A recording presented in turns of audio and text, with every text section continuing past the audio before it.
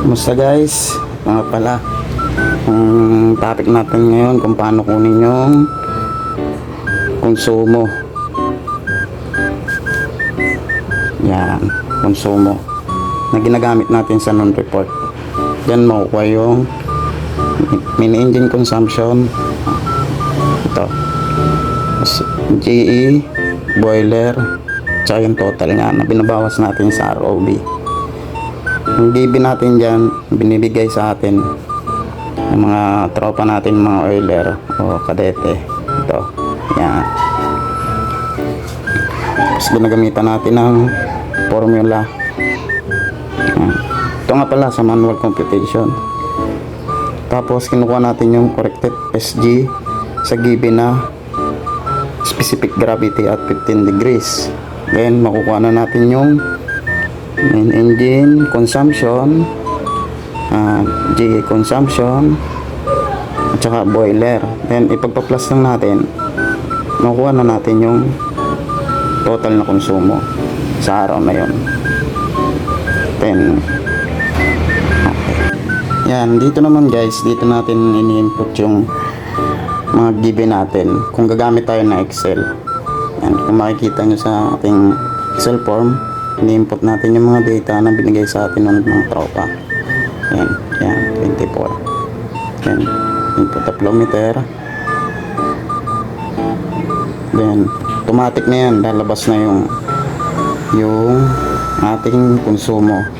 Tapos pwede na natin siya i-input doon sa reporting natin upang mabawasan yung ROB natin at maibigay natin yung exact consumption. Yan, ito naman guys yung paano natin ginawa yung ano natin, yung tawag dito, yung ating table para makuha yung mga konsumo. Yan, pinapakita sa Excel kung paano natin isa-isang ginawa yung mga formulas para automatic na siya.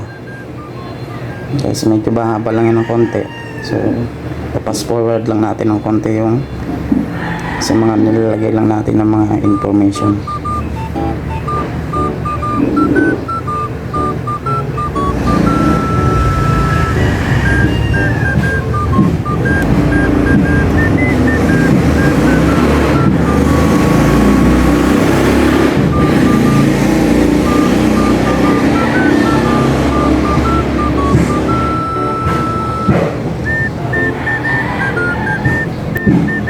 Yan, dito guys, kita nyo yung formula na in-input natin. Ito yung para makuha natin yung sa correction ng corrected specific gravity by temperature. Copy nyo na lang yun guys, or post nyo para may nagkaroon kayo ng idea.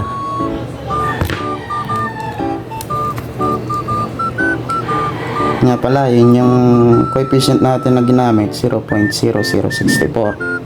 Pero meron tayong coefficient table specific doon sa kung ilan yung specific gravity or density na binigay sa atin at 15 degree. Sa next natin na ipapakita ko sa inyo yung table para may idea kayo. Pero common yan guys, 0.0064 yung ginagamit. Kahit sa Google, ganun din nung sinearch ko. And guys, i-pass forward pa natin ulit. Kasi,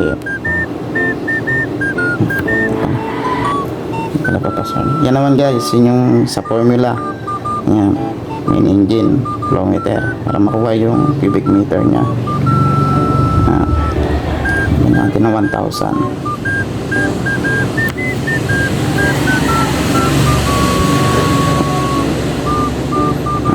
Gayahin nyo na lang kung gusto nyo gumawa ng sarili nyong format or may format tayo sa barko, wala problema, okay lang yan. At least alam natin paano gumawa.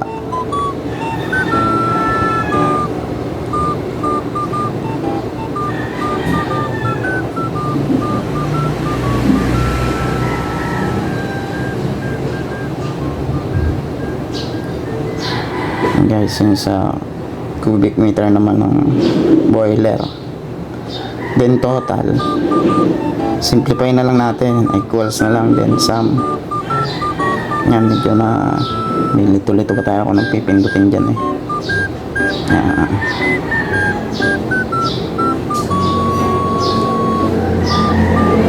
Ito naman guys, para makuha yung kanyang metric tons. Yan. Course natin yung cubic meter, then i-times natin sa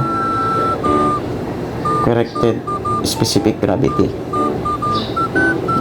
So you can see guys, zero pa yung mga lumalabas dyan kasi wala pa tayong nilalagay na value doon sa flow meter. Then mga temperature, SJ. So yung kanina, yung complete na siya.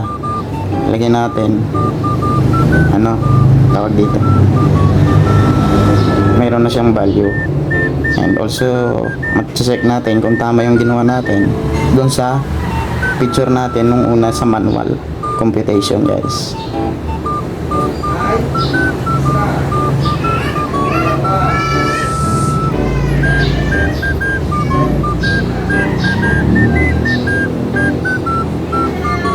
Guys, nililinis ko na lang yung table. Kaya pala guys, kung nakita nyo dun sa unang table na pinag-inputan natin, mayroon dun cylinder oil. Nilagay ko na kasi yun. At least mayroon ng nakaabang dun kasi ginawa ko na rin yung dati. Yun naman yung cylinder oil consumption natin.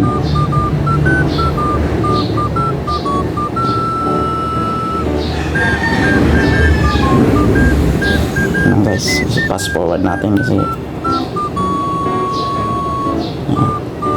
lalagay na lang tayo mga color dyan, then input na yung nice na lang yung table.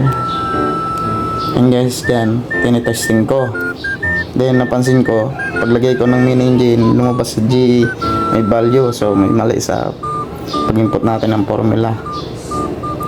Ayan guys, inayos naman natin agad dyan.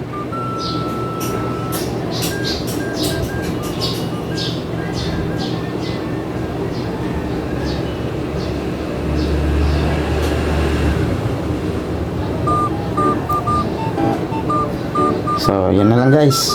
Tapos na yan. Chine-check ko na lang yan. Thank you. Kung nagustuhan yung video natin, then pwede natin i-share, then subscribe. Thank you guys. Till next time.